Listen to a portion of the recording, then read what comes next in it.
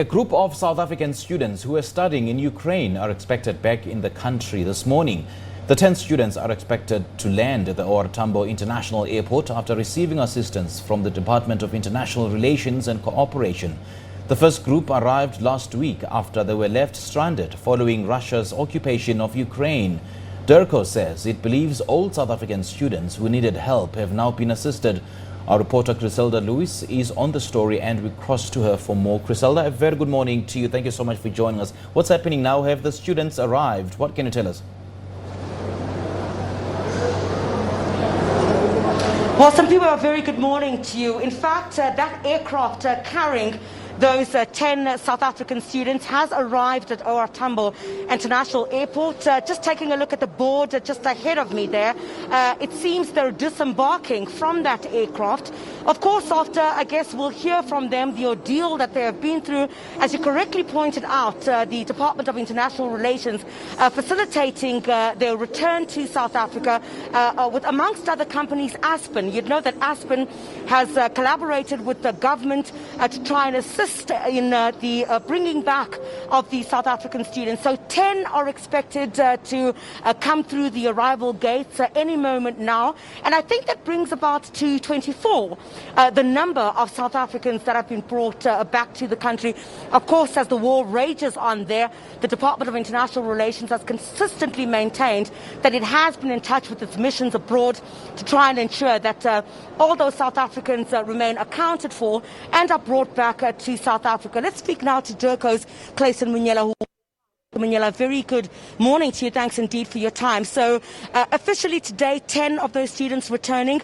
That brings to the total tally, I think, about 24. Am I correct? The ones who are currently in the country as 24. We still have others who are still there, but we can confirm that through the support of Aspen Pharmacare, who we would like to thank and appreciate that they heeded the call of government to partner with us and bring our nationals back home. So those who are still there will be coming home in the next coming days. So we just want to take this opportunity and say how grateful and relieved we are that in the midst of this raging armed conflict, we've been able to assist our fellow nationals to get out of harm's way, cross into neighboring countries, and from there offer them further support and assistance to bring them home. It's not an easy project to pull off. If you can imagine, in a context where there's fighting going on, moving around is not easy. Our diplomats, Ambassador Grunewald in Ukraine, who we've now moved to Hungary, Ambassador Tsengiwe in Hungary, Ambassador Ngomezulu in Warsaw, Poland, all of this supported by the way, a team of volunteers, South Africans who just volunteered and worked with us on this, both here and abroad. All of us, contributed to bring our nationals home, and we're grateful.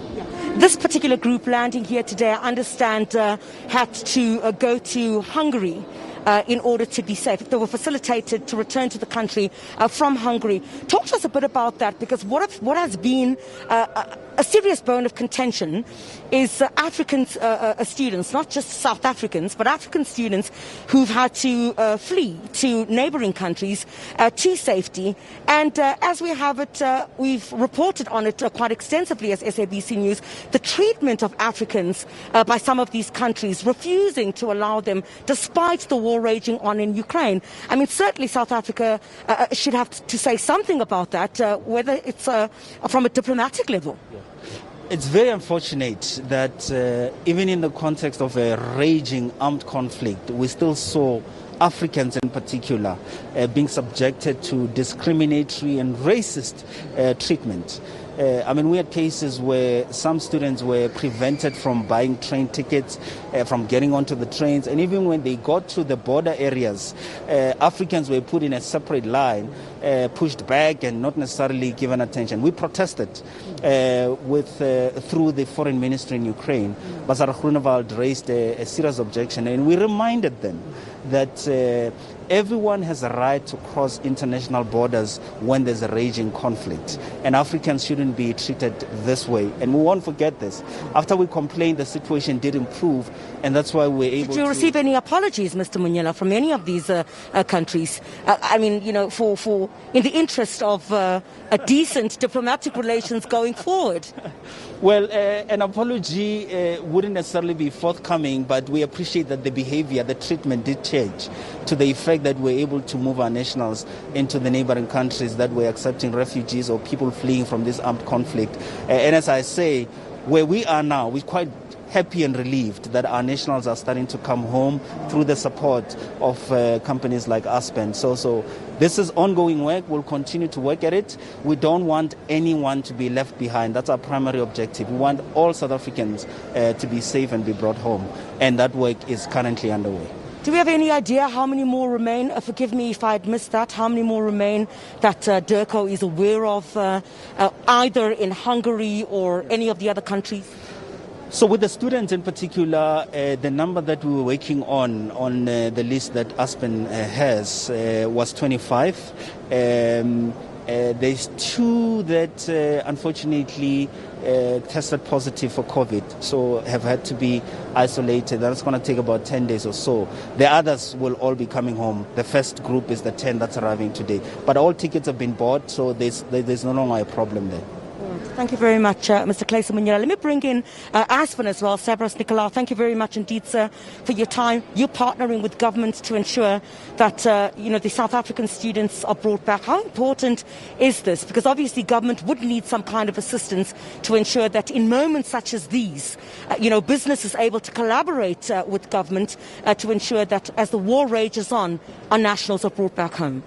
So firstly, let me commend our government, and particularly Dirco, for understanding how critical it was to act with speed here.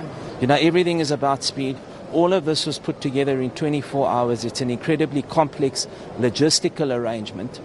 Aspen is doing the funding and we booked the flights, but behind the scenes there were many, many complex logistical processes that had to be followed.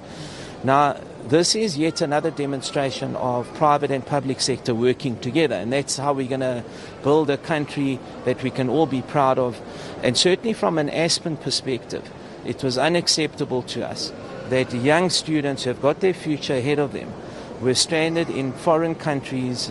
And yes, the foreign countries might have been abrasive, but there can be nothing worse not knowing the uncertainty that you're going to face. Are you going to be back, aren't you? Are you going to resume your studies, aren't you? So the very least we could do was work together with our government to bring these people back to their loved ones on home soil here. So this is a tremendous occasion today when they finally get reunited with their families. Thank you very much indeed. We commend the work that you're also doing with government to ensure that they're brought back safe. Thank you very much indeed. So in the next few moments, what we were expecting, Simpiwe, that door right there from a raging conflict, from a raging war, as even described by South Africa's Department of International Relations, we're expecting those 10 students to bring it back to 24, the official number of students that will be brought back to South Africa.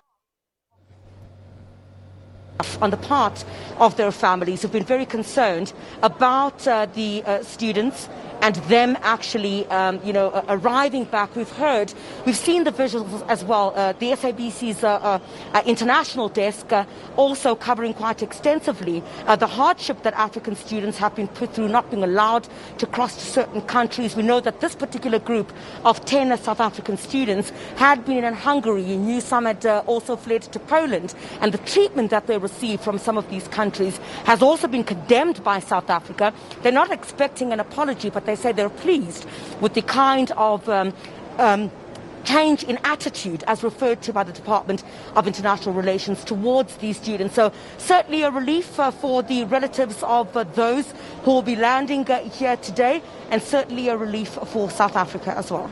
All right, Chriselda, we're going to have to leave it there. Thank you so much for that update. Chriselda Lewis is out at the Tambo International Airport, where we're expecting the arrival of the 10 students from the war-ravaged Ukraine.